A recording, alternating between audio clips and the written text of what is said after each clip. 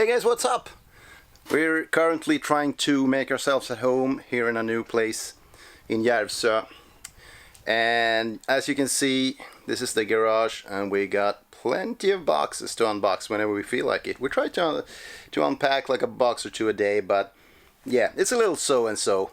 And as you can see, it's completely filled with stuff, and I was hoping to have a workbench here or whatever to put up some 3D printers so I can get going with my projects again, but it's not gonna happen. But wait!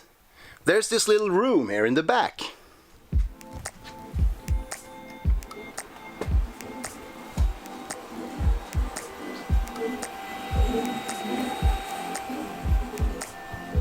So I finally got my own little print cave in here.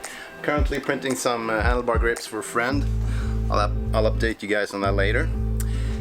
So what I'm currently doing is I'm trying to find my studio lights that I use for making videos, so you can, see things, but I can't find them. However, there's some good news. I finally got the electronics for the OpenRC F1 electronics video.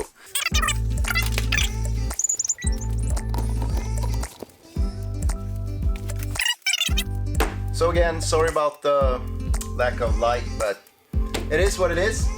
So what we have here for the electronics video is we got a motor.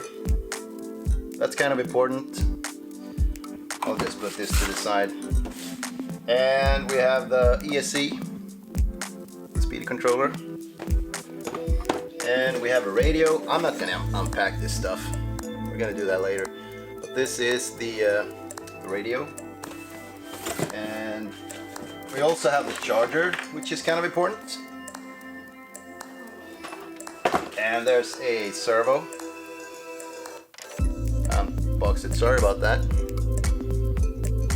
Yeah, and a bunch of XT60 connectors, and yeah, so there's the battery missing because Banggood doesn't ship to Sweden, and I'm actually gonna post a list of countries where Banggood doesn't send batteries or LiPos, so you can check if yours is there or not. And if so, you're gonna have to go to your local hobby shop and get a battery, but I don't think that's an actual problem. I'll just grab whatever I got here and I'll go through the process of switching the connectors anyway, so we've gone through that as well.